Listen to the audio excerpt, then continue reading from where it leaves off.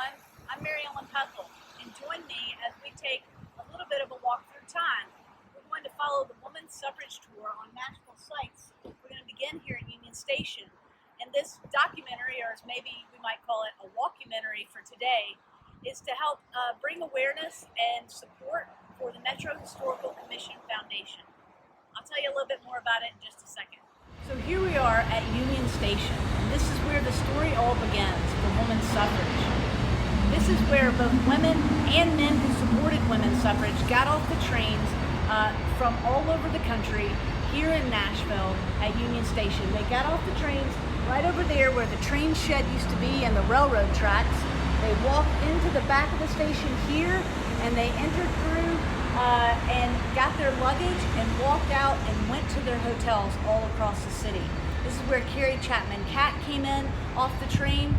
This is where anti-suffragist Josephine Pearson got off the train. And the way that you knew whether someone was for or against suffrage was the color of rose that they wore on their lapel. If you were for suffrage, you had a yellow rose, and if you were anti-suffrage, you had a red rose. So we'll be following in the footsteps of both the women and the men who supported suffrage and opposed suffrage here in Nashville in the hot summer of 1920. We are 100 years exactly from that time, and I can tell you it's also hot. So before we leave here, let me tell you a little bit more about the MHCF, who is the main sponsor of not only this tour, but also of Nashville sites and so many other worthwhile projects in the community. It's a 501c3 nonprofit friends group which assists the Metro Historical Commission in its efforts to identify, protect, study, and interpret the rich history of Nashville. And as we walk along, I'll be telling you more about the MHCF as well as many of the projects that they're taking part in. So join the adventure and let's get going. Now let's go in Christ Cathedral and learn a little bit more about some of the suffragists and their faith.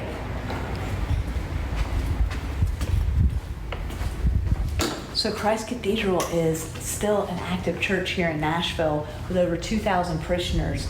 And this building was built in the 1890s, and it's certainly one of Nashville's most beautiful churches. So to tell you a little bit more about the women who were part of the suffrage movement and their faith, Ann Dallas Dudley and Kate Birch Warner were both members of this church, as was Percy Warner, the husband of Kate, who was also a staunch advocate for women's suffrage. But it wasn't just the Protestant faith. You had many Catholics and Jewish women. You had women from the AME church, such as Frankie Pierce, Catherine Kinney, a staunch Catholic, and Tessie Lowenheim, an active member in the Jewish community. In fact, Lowenheim and Dudley actually joined forces to organize one of the major suffrage parades that ended in Centennial Park, which is where we'll end later today. But for now, take in a little bit of Christ Church Cathedral.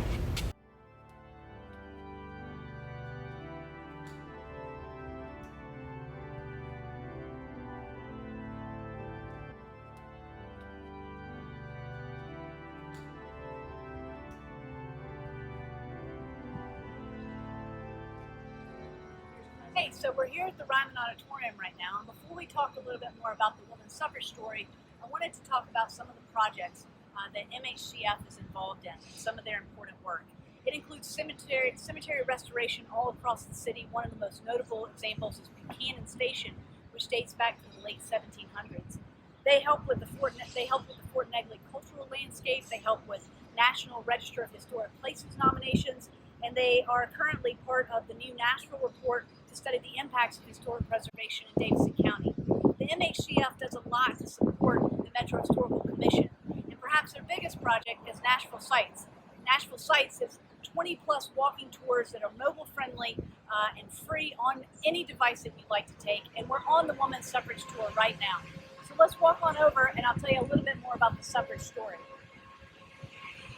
The Ryman Auditorium played a big part in the suffrage story because it was the big gathering place for people in Nashville, both on the suffrage side and the anti-suffrage side.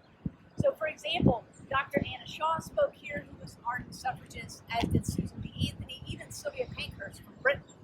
But this was also the site of a lot of anti-suffrage rallies as well, led by Josephine Pearson, members of the Nashville Banner, and lots of other community members, where unfortunately, they had a very racialized message.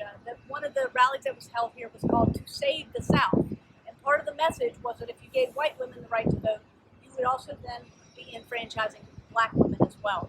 So this is not a part of the story that we celebrate, but this is an important part of the story. Next up, we're going to head to the Satsuma Tea Room just down the road. Hey, here we are at the Satsuma Tea Room. Today this is still an active restaurant. It's called 417 Union because that's its address. But in 1918, two women from South Dakota, Arlene Ziegler and Mabel Ward, moved down here and started their own tea room, their own restaurant. They were famous for decades. People came from all over, and especially downtown, to eat meals in their shop. So while they weren't part of the suffragist movement specifically, they were independent businesswomen, and they were also just a block and a half from the Capitol. So you know that there were a lot of people, both pro and anti-suffrage, who not only ate here, but talked about the amendment and talked about the bill to ratify. So we wanted to include them on this tour. And while we're on this tour, I want to tell you a little bit more about Nashville sites. I've already told you it's over 20 tours, walking tours, but I'm happy to announce we've also rolled out virtual tours that you can take from the comfort of your home. And we've also are working on driving tours and creating an educational curriculum. So we have really exciting things happening for Nashville sites and with the MHCF, and so we hope you'll continue to support us. And finally, I just want to tell you that the author of this tour is the fearless and fabulous Carol Busey, the Davidson County historian here in Nashville. So thank you, Carol, and we're going to head on to the Hermitage Hotel.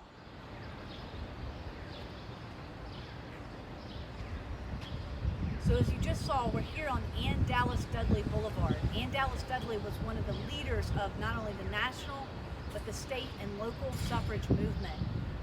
She was supported by her husband Guilford Dudley, and also many times had her children accompany her on marches. So this street's been named for her, but we're also on the back side of the Hermitage Hotel, which was the epicenter both for the anti-suffrage group who rented out rooms and space, but also for the pro-suffrage group. Harry Chapman Catt stayed right here and helped with the legislation as it went back and forth in the Tennessee state capitol. We're here with the historic marker as well, and so now we're going to travel inside and talk to Tom Vikstrom, who's a vice president and the Hermitage Hotel's historian. He's also a member of the MHC Foundation's board. So Tom, tell us just very briefly about where were the anti-suffragists and where were the suffragists as they were all here in the hotel in 1920? Interestingly, the key anti-suffragist leader, Josephine Pearson, checked in on July 17th, and right at the front desk, while she was checking into her room, she reserved the meeting rooms of the hotel. And on that very same day, Harry Chapman Catt came in by train from New York, who became the pro-suffrage leader and booked a suite on the third floor. It's a beautiful view of the state capitol right there from her former room. But Josephine Pearson booked the smallest hotel room, and her team later upgraded her to a suite on the 7th floor. But kind of funny. But she ended up on the mezzanine. They had the entire mezzanine level, which is right over the reception desk, for the anti-suffragists against the Susan B. Anthony Amendment. And that was the Red Rose group. So, and we talked about the role of the roses. Yes. And so we're going next to the Capitol. Tell us what happened, not only with Harry Burns, but following the vote. Well, there was a great day, 8 days of suspense, 8 to 10 days of suspense and impassioned debates and strategy and tactics leading up to all this. On the morning of August 18th, cheers were heard from Harry Chapman Catt's open window here at the hotel, and the red roses were tossed in the air. The red roses were dejectedly wilted, apparently, and prepared to go home. But the pro-suffragists sang "My Country 'Tis of Thee." They broke into song, and it's documented in the newspaper. They actually walked to the lobby of the Hermitage Hotel, where the rejoice was unrestrained. And Harry T. Byrne, actually, it's well known, he climbed out the window of the state capitol and went into the library. It was too hot there. He went back out onto the window ledge, and he ran to the Hermitage Hotel. One of his colleagues said, "Quite a run you did there, Harry. Your coattails stuck out so far and back, you could have played a game of checkers on it." But he sprinted to the hotel to get away from the crowds, and he walked casually then in the front door. He put on his hat and strolled through so nobody would notice him, and then he went out the side door.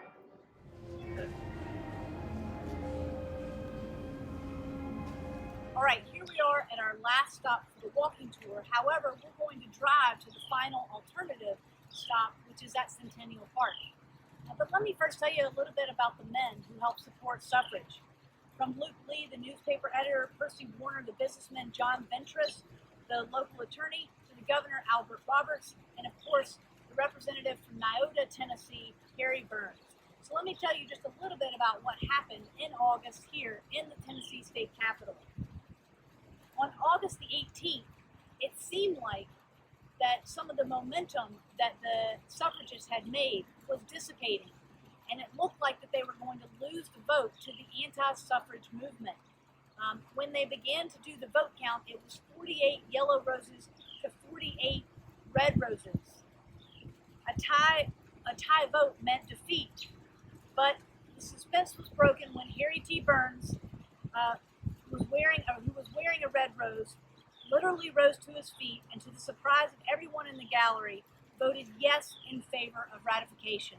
The final vote ended up being 50 to 46. Tennessee became the 36th state to ratify the amendment, which was necessary to get a three-fourths threshold for a constitutional amendment. So after the vote, the final vote was tallied, chaos ensued. But a week after the vote, Governor Roberts signed the certificate of ratification on August 24th. And Carrie Chapman Catt delivered the certificate to Washington, D.C. to the Secretary of State, and the 19th Amendment was ratified on August 26th. Today, August 26th, is still celebrated as Women's Equality Day. So let's go to Centennial Park and finish the rest of the story. All right, here we are at Centennial Park at the monument and sculpture created by Alan McQuire, 5 key players in the suffrage movement here in Nashville and in Tennessee. But before I get to that and close out this tour, I just want to mention that the year 1920 settled the question for white women, but the disenfranchisement of African American women and men would continue under Jim Crow until the 1960s. It would require another grassroots movement that would not begin until World War II.